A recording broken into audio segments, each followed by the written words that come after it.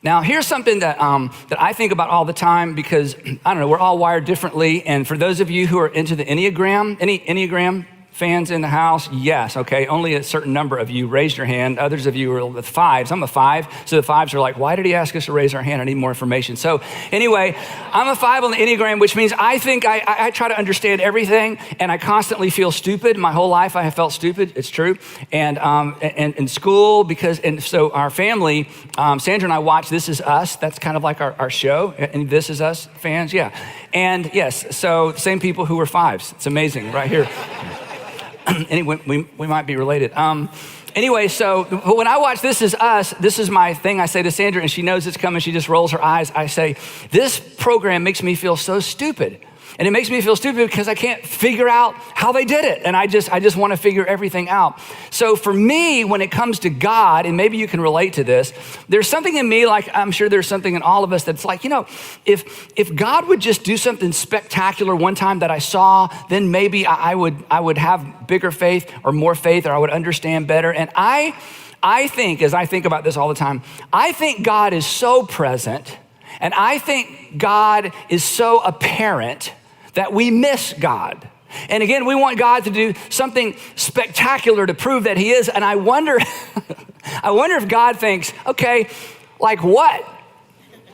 Like, what do you want me to do?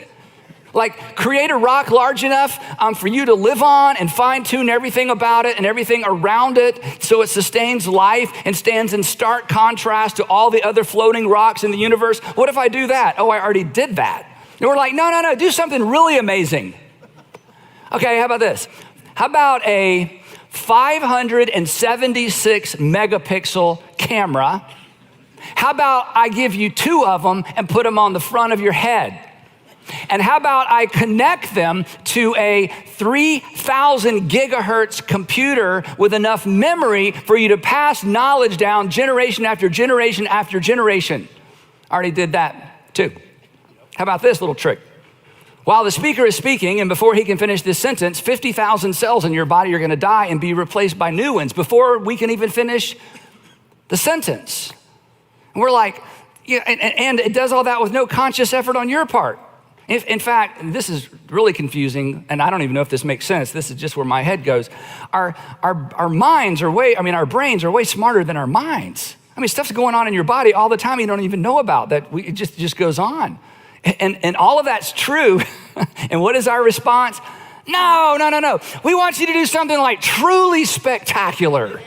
Like a miraculous healing. That would just prove it. And to which God may think, it's not smart to put words in God's mouth, but I think he may think, okay, well, thanks to that 3,000 gigahertz computer that all of you are carrying around, you are able to miraculously heal most diseases yourself. I didn't just heal people. I created a species of self-healers. In fact, if people from 2,000 years ago showed up and visited a modern hospital, they would think the doctors are gods. Okay, so I just wanted to share that with you today. We are in part 5 of our series, Bystander. The subtitle is John and the Rabbi from Nazareth, and we are following John as he journeys with Jesus. And John decided to give us an account. He's an old man, as I've shared with you. He gives us an account of his time with Jesus, and he dictates this. I don't think he wrote this. Maybe he did, but he probably dictated this because he's an old man. He probably couldn't see very well, couldn't write very well. And he organizes this account around specific events that he says are signs that point to not simply what Jesus did, but they point to who Jesus was. And he documents all of this so that future generations would know the story of Jesus, but his agenda isn't simply that we know what happened. His agenda is that we would be convinced that Jesus is who Jesus claimed he was. In fact, he has an agenda for you, and he has an agenda for me, and he has an agenda for every generation that would follow. And here's his agenda. He tells us at the end of his document, this thing we call the Gospel of John, he says, by the way, these things are written, the ones I chose to write, because he said, I didn't cover everything Jesus did, but the ones I chose to cover in the order I put them in were written that you might believe I want you to respond to this, not go, oh, that's interesting. I want you to believe specifically, all of you Jewish people, that Jesus is the Messiah that we had been waiting on all of these years. And if you're not Jewish, I want you to be convinced that he is the actual, as odd as this may sound, the unique Son of God. And I don't want you to simply believe that it is true. Once you believe that this is true, I want you to place your trust in him. And by placing your trust in him and deciding to follow him, you'll have a different kind of life in his name. So he has an agenda. And he organizes this incredible account around these events that he calls signs. So today, we come to the fifth sign.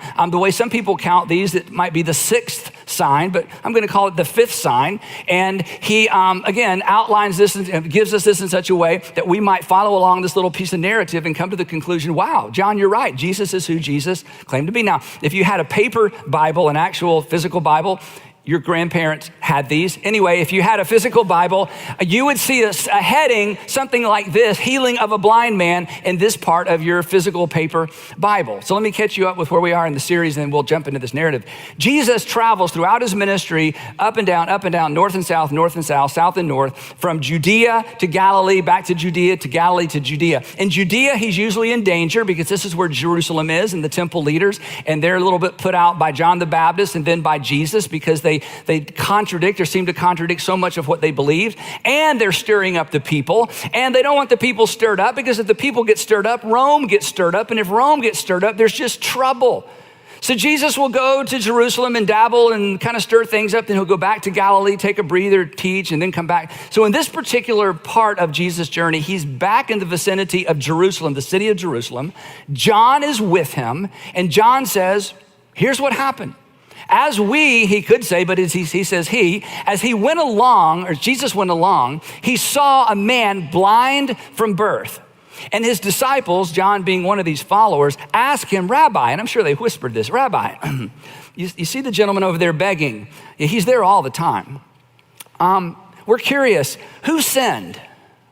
Who sinned? This man, this blind man, or his parents, that he was born blind? Because the assumption in the first century was that there was a cause and effect relationship between sin and suffering. If somebody is suffering, it's because they sinned.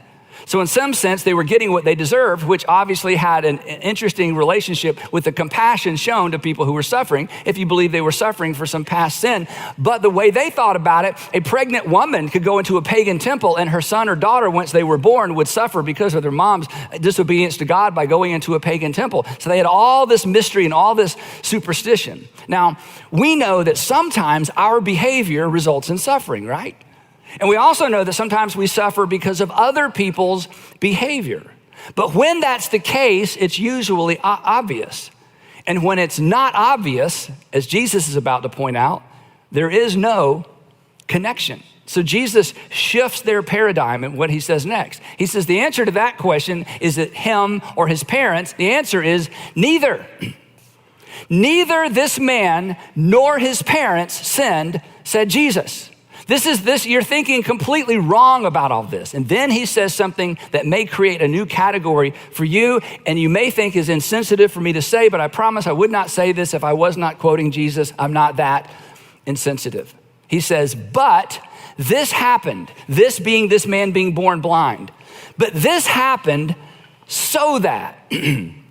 This happened so that Jesus teaches here and Jesus teaches in other places that pain can have a purpose, that pain and suffering can actually have a divine purpose. Perhaps pain and suffering always has a purpose. Jesus' pain and suffering certainly did. This man's pain and suffering certainly did. And maybe your pain and suffering has a purpose as well. We know it's a category. But Jesus continues, but this happened. In other words, this man isn't being punished. His parents aren't being punished. But this particular pain and suffering or episode of pain and suffering happened so that, and then he gives us the so that the works of God might be displayed in him. So that the works of God, in other words, sometimes God chooses to display his power on the platform or the stage of our pain and our suffering. In fact, you've seen that before, I bet.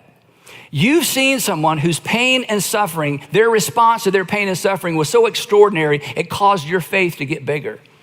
I've seen that. As a pastor, I have seen all kinds of things, as you might imagine. And the most extraordinary things to me in my personal Christian life, the most extraordinary things to me are not the people who live wrinkle-free lives. Their kids all get scholarships and everybody lives to be 99 and dies in their sleep. That's not impressive, right? What's impressive is a man or a woman or a child or a family or an individual that goes through an extraordinarily difficult time and their faith is rock solid. There's a man in our community group who has ALS. His name is Tim. Tim is dying of ALS. His faith, his smile, and his confidence is staggering. He makes me want Christianity to be true even if it's not true because of what I see and what I experience with Tim. He's got an incredible sense of humor. I wasn't planning to talk about him, but I'm talking about him. So Tim, he's at home watching. Sorry, dude, I apologize ahead of time. Anyway, Tim the other day, he was just kind of moping around. Usually he's just so happy he can barely get around anymore. And his wife, Carla, says, Tim, Tim, what's wrong with you? And he said he can barely speak, so I'm not going to try to talk like him. She said, Tim, what's wrong with you? He said, I think I have ALS and I can't kick it. He comes to our small group. His joy is so, it's just amazing. You've seen this. You have seen God demonstrate his power on the platform of human weakness and suffering. So he turns to his audience. Jesus turns to his audience and he says this, okay, they're focused on this blind man. They're kind of whispering about him. Jesus turns to the disciples and he says, hey guys, as long as it is day, we must do the works of him who sent me. Night is coming when no one can work. To which they thought, see, that's what you do. We're talking about one thing and now you're talking about something else. Okay, we're talking about why this man is blind and now what? He goes on, he says, this is so important. While I am in the world, I am the light of the world. Here's his point. This is so powerful. This is the point of John's gospel. He says, look, guys, my identity, who I truly am, will never be more apparent than it is right now. The light of the world, me, the light of the world will never be brighter than it is right now while I am on planet Earth. And when I leave, it will be dark. And when I leave, it will be dark indeed. So gentlemen, ladies, he would say, watch me, learn from me, and believe. And John, you and Matthew, you guys take good notes.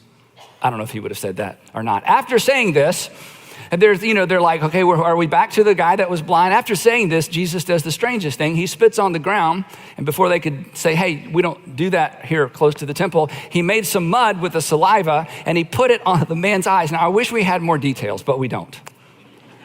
Did he ask him first? Did he say, Peter and John, hold him down?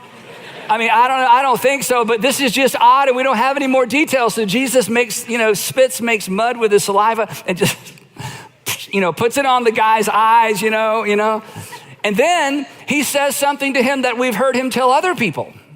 He says something that actually he tells our whole generation. He says to the man who was born blind, go, he told him, walk away from me, leave my presence, go and wash in the pool of Siloam. So the blind man, this is foreshadowing. This is John's whole point. This is why he chose this event. So the blind man walks by faith and not by what? Literally. You know what he did? He did what your heavenly Father would like for you to do.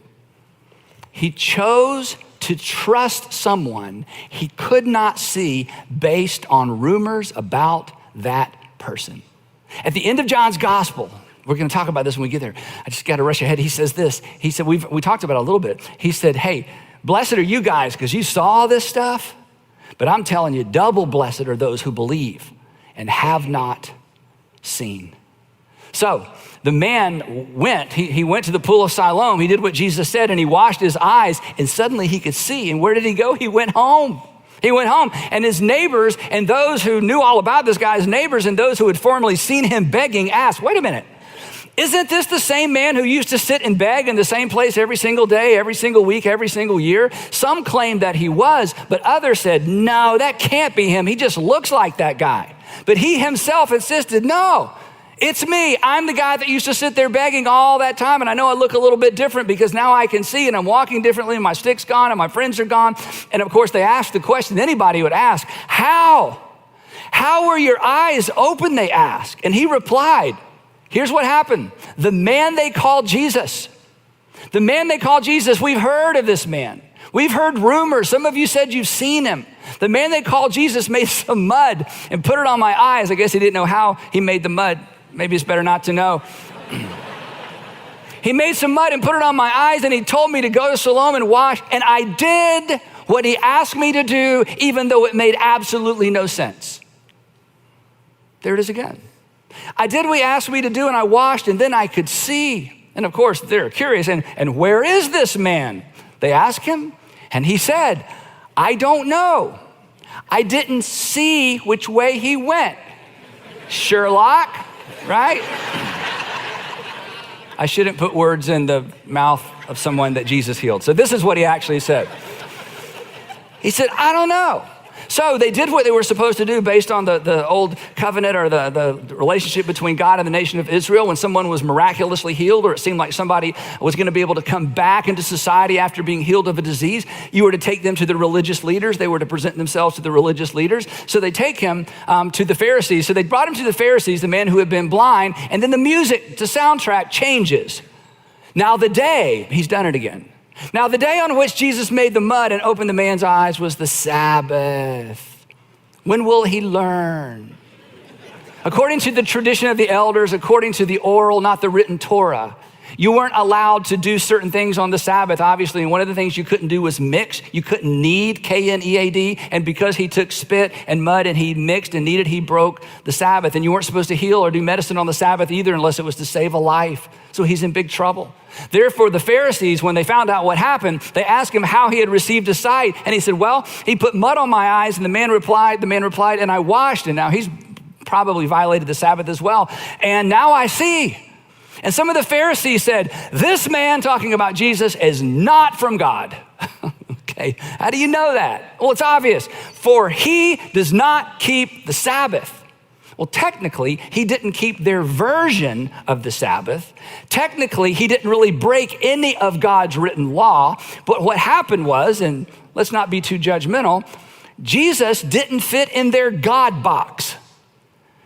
And whether you recognize it or not, most of us, maybe all of us, maybe even those of you who don't even believe in God, we have a God box. And Jesus is operating outside the boundaries of the God box. Therefore, he cannot possibly be from God. But others ask a very important question. Wait a minute. Others ask, how can a sinner, if he's not from God, then he's like one of us and the rest of us are sinners. How can a sinner perform such a sign, not a miracle? A sign. John says these were all pointing to the identity of Jesus. How can a sinner perform such signs? So they were divided.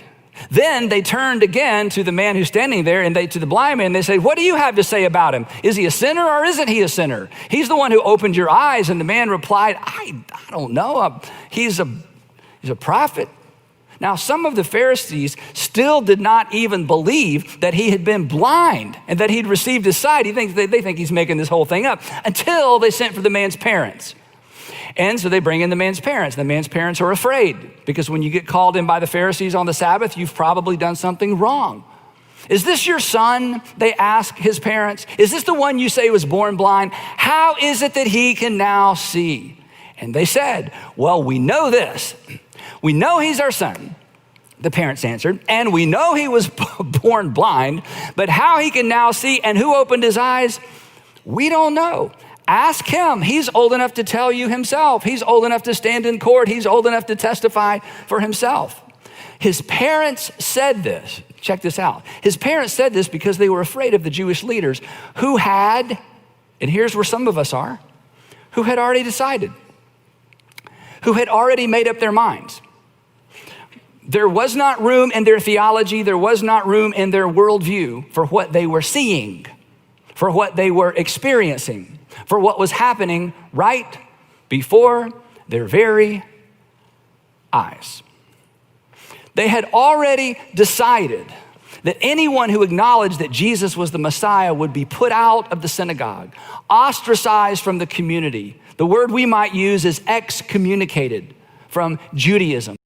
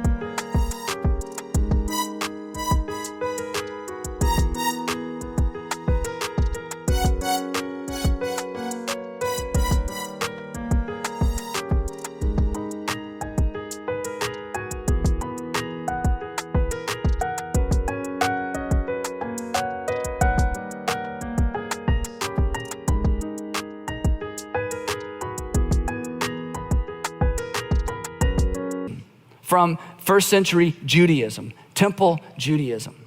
The religious leaders, like some of us, let's be honest, the religious leaders were the ones who were blind. They were actually blinded by their presuppositions. They were blinded by their assumptions. Francis Collins, as we heard a few weeks ago, referred to this as willful blindness. When there's something to see, but you won't look. When there's something to discover and you won't take the time to discover it. When the cognitive bias that just allows you to only take in the information that affirms and confirms, confirmation bias, where you only take in information that confirms what you already believe and you refuse to acknowledge anything that might pull you out of your context, that might cause you to think beyond if you're a Christian or even a non-Christian, outside your God box. So they're still not done with this guy. So a second time, they summoned the man, come back over here, give glory to God by telling the truth. They said, we know this man is a sinner. Okay, so you were blind, we've gotten that far, we've asked your parents, so something has happened, but clearly this Jesus man had nothing to do with it, so give glory to God, because this man is a sinner, and sinners could not perform such a sign. He replies, whether he, Jesus, is a sinner or not, I don't know. And again, here we are. Whether he's a sinner or not, in other words, he would say, look, I don't know everything. I don't understand everything. But here's the thing, I don't have to understand everything to believe something. I don't have to be able to explain everything to believe what's right before my very eyes. I don't have to be able to explain how everything worked out and why it worked out to know that something has happened. I don't have to understand everything to believe something. And here's the good news. Neither do you. And maybe this is where you've been hung up. And I understand this. You want to understand everything before you believe anything. I get this. I am so wired this way. But here's the thing that you and I have in common, okay? Isn't it true that you and I don't hold to this standard in other areas of life? Right? I mean, do you believe in love? Can you explain it? Do you believe in energy? I know you can't explain that. Do you believe in consciousness? We can't explain that either. Here's a big one. Do you believe in information? Yeah, I believe in information. Do you use information? Yeah, can you explain it? Not really. Same with energy, same with consciousness, same with love. Here's some great news. Because I know some of you would love to come back into faith, but your brain won't let you, your mind won't let you. Some of you, I know this for a fact, some of you miss the songs. Some of you miss the energy. Some of you miss the community. But something happened and you got bumped out and you stand on the outside looking in and you think, okay, I miss some of that. But I've got to understand everything before I believe anything.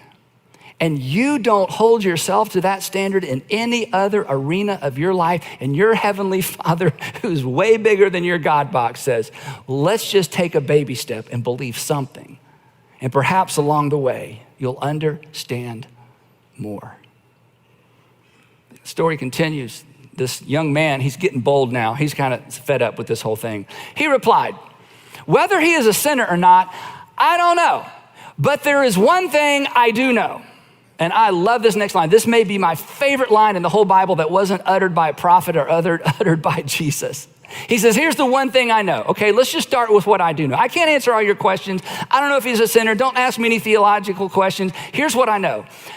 I was blind, but now I see. Let me go over that again for you guys. I was blind, but now I see. And here's the incredible thing. For many of you, you know this. This is the story of millions and millions of Christians. I bet for many of you, this is your story, right? I can't explain it all.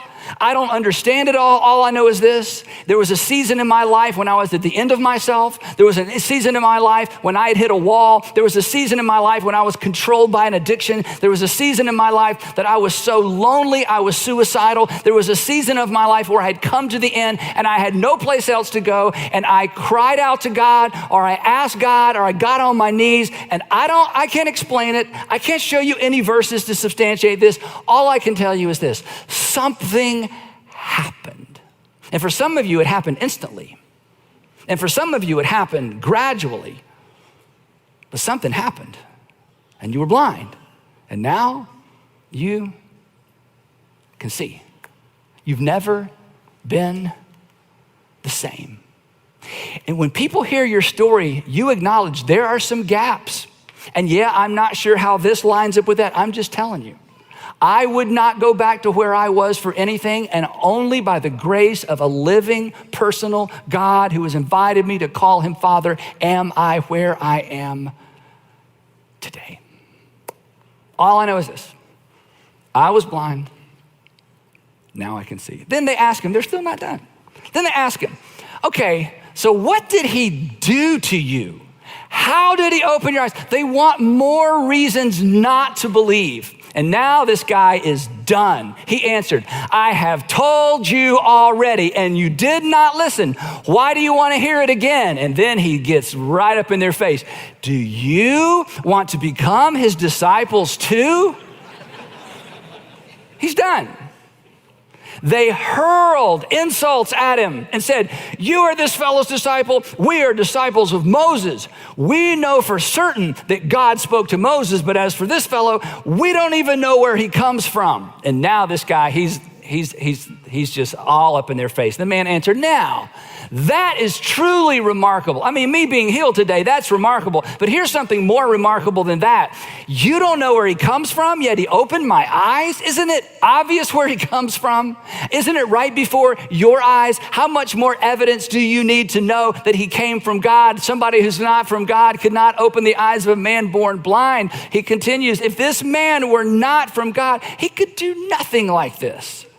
To which they replied, because they're not used to this, you were steeped in sin at birth. In other words, you deserve to be born blind. Your parents deserve to raise you and spend all that extra time and all their extra resources raising you and then being embarrassed by you because you became a beggar. You deserved exactly what you got. You were steeped, you were conceived in sin. How dare you lecture us? And they threw him out. Willful blindness. Willful blindness. Refusing to look. Refusing to see what can be seen. Refusing to discover what can be discovered. Being too afraid to turn around and peer beyond what we already know into the unknown. Let's just be honest for all of us. That's not flattering to anyone. That doesn't look good on anyone. And Christians, we are certainly not immune. I mean, come on, historically, our resistance to science, our resistance to people who aren't like us, our resistance to people who don't fit in the box of what we have always been taught is acceptable to God, doesn't our unwillingness to look beyond our God box make us look a little bit like the religious leaders in the story? And what happens on the other side of that journey for many of us is instead of expressing compassion, we have expressed disdain. That for different generations, there have been different groups of people that have met this when they came to the church where we sing about God's mercy and grace, because we couldn't figure out how they fit in the God box we grew up with. If you've limited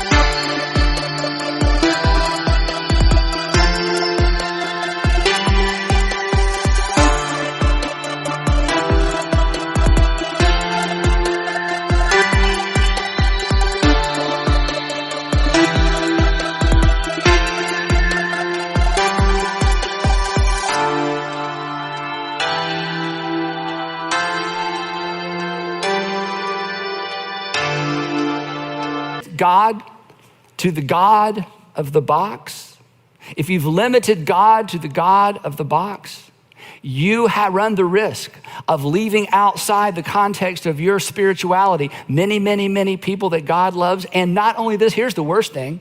I'm convinced of this. You will ultimately miss God. We should be the most curious, the most accommodating, the most accepting, the most loving, the most compassionate, the most open-minded people in any room we enter. We should not be afraid to gaze past the frontiers of our knowledge, past the frontiers into our ignorance. We should be the most excited about science, and we should be the most excited about creating context for people who are far from God to move toward God. And any step anyone takes towards God, whether it fits in our little box or not, should excite us to no end, even if they don't get the words right, even if they don't get the theology right, even if they don't pray right. And if we don't move beyond the God in the box, like the men in the story, here's the great tragedy. We run the risk of missing God. Now, if you're not a Christian, or you used to be, or somebody's making you watch this, they're gonna feed you dessert, or they're gonna take you to lunch. I don't know how they got you to watch this, or you're accidentally watching it, I don't know. Here's the thing for you. Have you looked? Are you afraid to look? Are you curious? Have you looked lately? Have you closed the door on all religion? Have you closed the door on the concept of God? Have you closed the door on the fact that Jesus might in fact be who Jesus claimed to be? Have you closed the door on the concept of a physical, literal resurrection 2,000 years ago? And here's the question. Is that really wise? And is it possible, just saying, is it possible you have a God box as well? And anything that doesn't immediately fit, you immediately discount.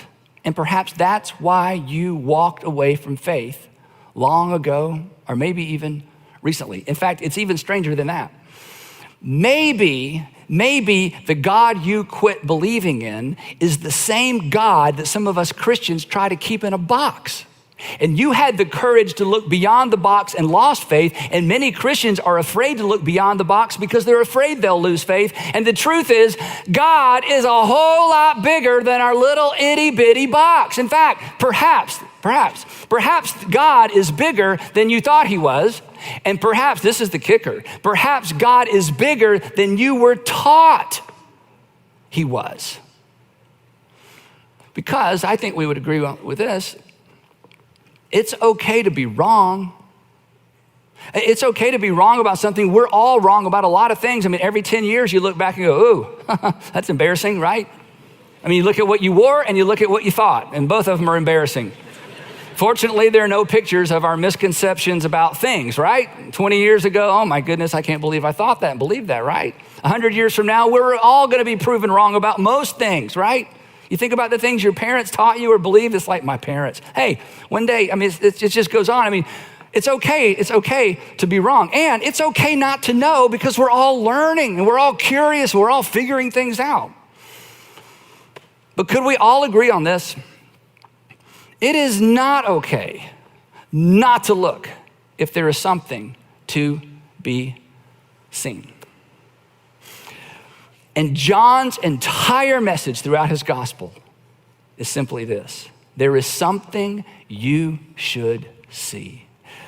If you had seen what I saw, if you had seen what we saw, I'm convinced, he would say, we're convinced that you too would believe that Jesus is the Messiah, that Jesus is the Son of God, and that by believing you would have life in his name. Here's what I think he would say. He would say, look, I'm a simple man. I was a fisherman. I was minding my own business when he came along. I was just a bystander who had the privilege to live in the days when the light of the world touched down in the world, and it was so unbelievably bright. And it was so much better. And he was so much bigger than any of us thought he was. The biggest discovery of all, I think he would tell us, is this: he so loved the world that he gave himself so that no one would ever be lost to God. And that took us all by surprise. And when he died, we assumed we had been fooled, we had been tricked, and it was over. But then he rose from the dead, and we realized he's exactly who he claimed to be. And oh my goodness, this whole thing was so much bigger than we thought it was. The good news is this: you do not have to understand everything to believe something. So would you consider the invitation of John and just look, and perhaps one day believe, or for many of you, believe again?